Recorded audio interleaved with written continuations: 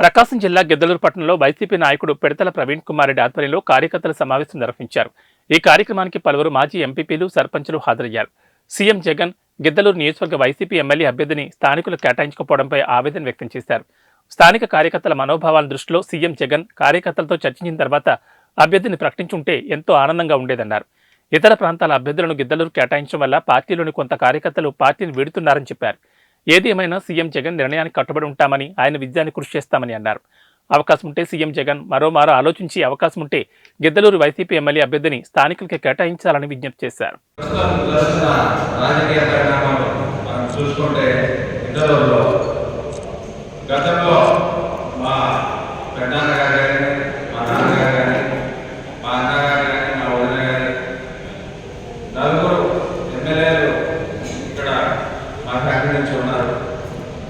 ఇక్కడ అభివృద్ధి అనేది ఏమైనా అందరు పనిచేశారు.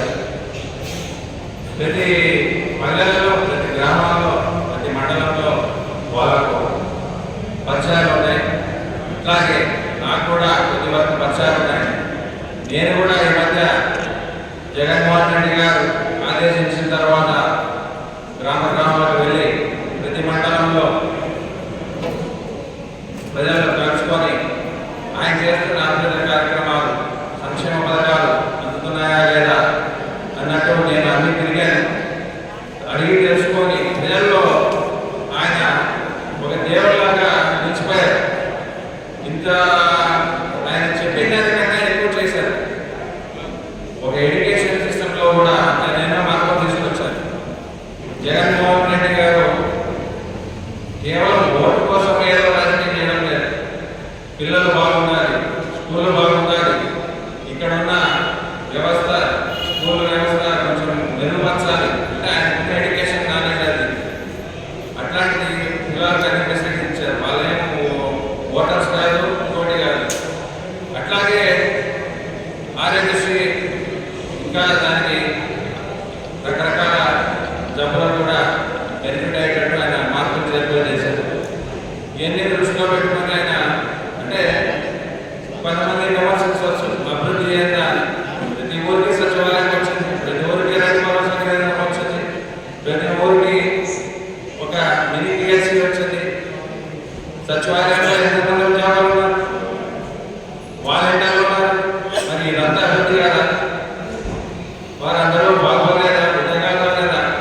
మరి ఎక్కడ ప్రతిపక్షాలు మాట్లాడుతున్నాయి, అభ్యపెడుతున్నాయి. ఇలాంటి అభివృద్ధి అనేది ఎవరు కానీ ఎరగండి. మరి ఎవరు కూర్చున్నారు?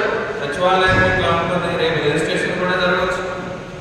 ప్రతిదీ కూడా మనం ముంగిటికి తీసుకురావాలనే ప్రయత్నం. దాన్ని ఆయనకే వదిలేద్దాం. ఎందుకంటే ఆయనకు తెలుసు మనం 175 తెచ్చుకోవాలంటే ఎలా వెళ్ళాలని ఆయనకు తెలుసు. దానికి ఒక స్ట్రాటజీ ఉంది. నేనేమంటానంటే ఎవరో బయట వస్తున్నారు, పోతున్నారు లేదా మనం భయపడాల్సిన అవసరం లేదు. మనందరం ఇక్కడే కలిసి ఉంటున్నాం. ఏది ఉన్నా కానీ ప్రతి కార్యకర్తకు నేనున్నాను, ప్రతి అభిమానికి నేనున్నాను, నేనున్నాను.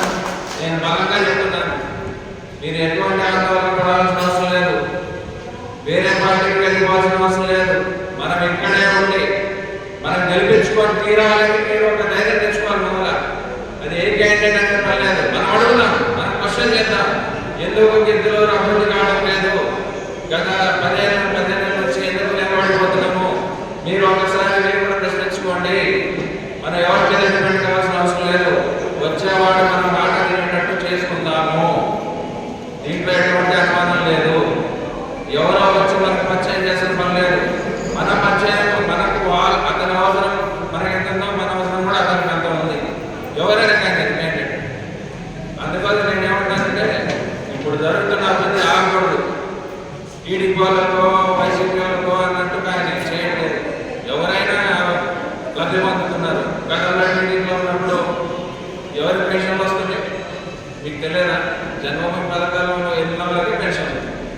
ఇప్పుడు అలా లేదు. ప్రతి ఒక్కరికి ఎవరో వాళ్ళు ఇండివిజువల్ జరుగుతున్నారు. సో ఇక్కడ ప్రతి మండలానికి నాయకులు ఉన్నారు, కార్యకర్తలు ఉన్నారు. వాళ్ళందరూ కూడా పనిచేస్తారు. నేను ఒక్కనే కాదు, వాళ్ళందరూ కూడా వాళ్ళు కృషి చేస్తారు. సమిష్టిగా అందరం పోరాడతాం. మళ్ళీ సీఎం చేసుకుందాం. అభివృద్ధి ఇలానే జరగాలంటే తప్పకుండా మనము వేరే వైపు చూడకూడదు. ఎవరికి కూడా చూసినా ఇట్లాగా ఆ టీడీపీ వాళ్ళకి అనుకుంటున్నారు, మరి వాళ్ళ పథకాలు వస్తున్నాయి, పెన్షన్లు తీసుకుంటున్నారు. వాళ్ళు ఆలోచించాలి. జగన్మోహన్ రెడ్డి చెప్పారు మంచి చేస్తేనే ఓటేమి, ఆ మంచి ఆయన చేశాడు. రేపు రాబోయే ఈ ఎలక్షన్ తర్వాత ఇంకా మంచి జరుగుతుంది.